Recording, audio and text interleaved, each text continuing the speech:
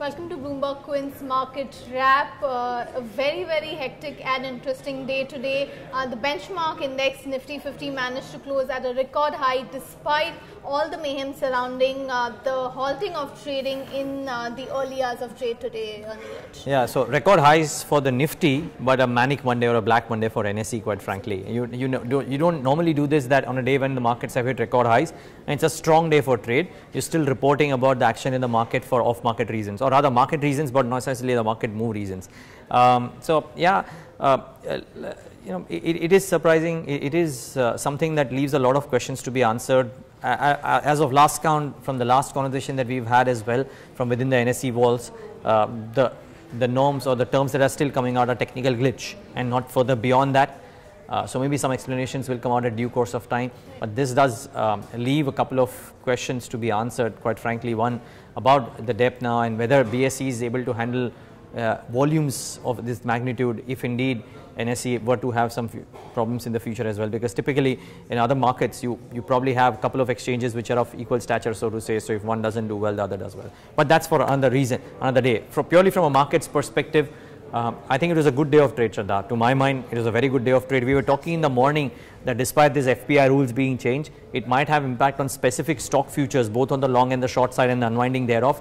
But on the index, there wouldn't have been any such moves, and I think that kind of got shown yesterday. At least for today's session, we can safely say that it wasn't a bad day of trade. Now, and we'll talk about individual components as well, but suffice to say that for the index, it was a pretty decent day of trade. And like you were saying, like you and Yatin and Sajeev were discussing in the morning, the stock to actually focus on today would actually should have been BSE Limited. Unfortunately, it was listed on NSE, so yes, that would have been one interesting stock to really see. But like you said, BSE also, there were question marks if it could handle trading volumes. Yeah, so I mean, they've done a fair job. The only question is if F&O volumes were to go up, because even if you look at the end of the day turnover, it's not that the BSE F&O turnover went up dramatically, but that's one part. I think the markets by itself, the fact that Nifty IT came in and participated with gusto ahead of what is an important week because the earnings come in, so that was great. Bharti Airtel about 5 or 6% more. When the last time I see a 6% more on Bharti? No, I don't quite remember. So that was good. Market breadth was pretty okay. Good news were treated very well. So all of that worked pretty beautifully. But I think the component moves were very interesting, Shraddha. Absolutely. Like you said, Bharti Airtel gained as much as 5%. TCS, Wipro, Infosys, all of this gained between 2 to 4%. Bank of Baroda was also amongst one of the index gainers, up as much as 4%. In fact, the entire PSU pack was doing pretty well today. Even the mid-cap PSU banks were having a good trading session today. Only 4 stocks ended in the red on the Nifty, so very positive market breadth. Mahindra & Mahindra, Z Enterprise, ITC and HUL also. Again, the cuts were marginal out there. That apart, if you look at the BSE mid-cap index, DV Slab stands out.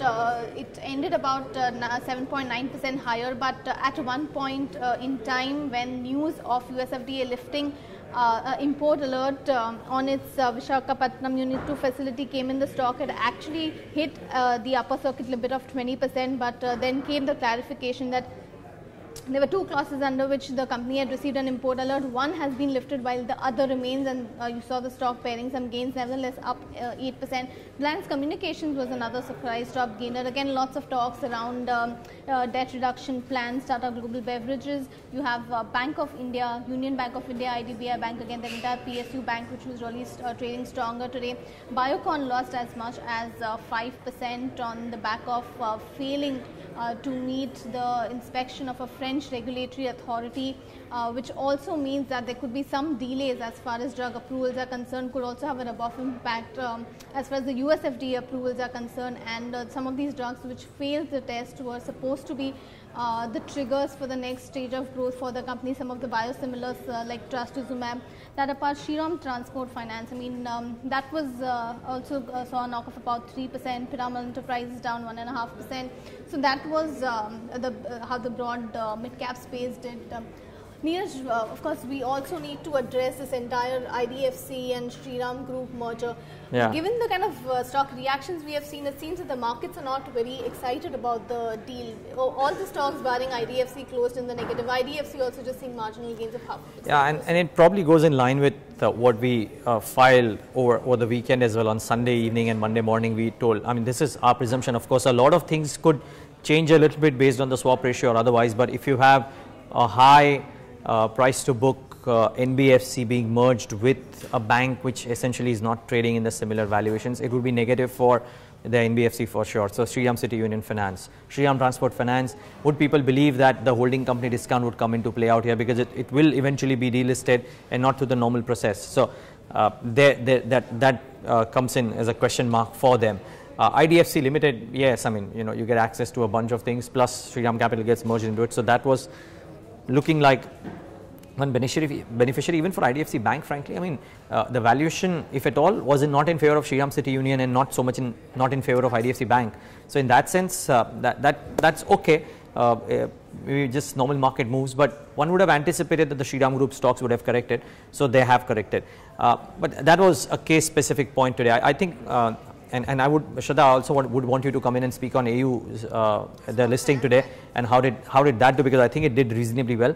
And keep in mind that the others which were heavily subscribed have had a phenomenal run. I mean, if CDSL is anything to go by, though they are apples and oranges, because CDSL left a lot on the table, right. But I think the move is amazing. So I'm sure I want you to talk about that. But just one key thing that we need to keep in mind, that all through last week we were talking about how especially Wednesday, Thursday, Friday, the old economy stocks led the index higher. So we are closing in on to 9,700 with Reliance, ITC, HUL being the stocks which were doing the heavy lifting. They were close to or trading at 52-week highs. Today, we've had a move which is a really strong move, minus any of these really participating. They did not go into the negative, but they did not participate. Today's move was led predominantly by IT, predominantly by Bharti Airtel, and to an extent by certain pharma names. So the moves in today's session have happened sans the old economy names. If all of these start participating in tandem, then it remains to be seen whether this series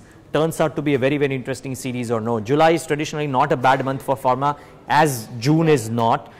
If IT numbers are slightly better, then that's a good thumbs up for the markets, because keep in mind, everything else, a lot of people are writing off, saying that GST related pressures could come in. If companies don't show that, then it's a positive surprise in the earnings season. So waiting for IndusInd, TCS and Infosys to come out today. Next week is a heavy week as well.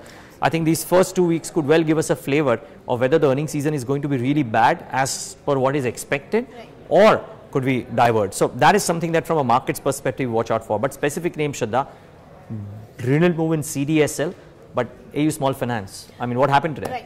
Just to come on CDSL as okay. well, it has again touched a new high. I mean, you already had a 70%. This is what, 7-8% today? Or something like that? Yeah, 4-5%, something like that. Sort of a numbers, it continues to rise. AU Small Finance Bank, the issue price was set at 358 rupees. Get that. Market participants were anyways expecting a listing premium of about 100 rupees, but the stock managed to outperform or beat those expectations also. It listed above 500 at a price close to 525, so 50% listing premium for an IPO, which was anyways considered to be pricey. So at the issue price itself, AU Small Finance Bank was valued at close to 5 times its FY17 price to book value. And at around 530 again, where the stock was trading, that only took the valuation higher to close to 7.5 times. We have the chart here, Shraddha, if you want to refer to it. 541, there you go, 541. So valuations again close to 7.6. Sort of a price to book value based on FY17 numbers. So again, one of my colleagues was of course pointing out that this is probably the most expensive bank. The closest bank that comes in terms of valuations would be Kotak with price to book value ratio of close to 5. So it just somehow brings out the idea that valuations are sort of frothy. I mean, the bank has, the EU Small Finance has had a good track record. They've seen fantastic growth over the last 5 years.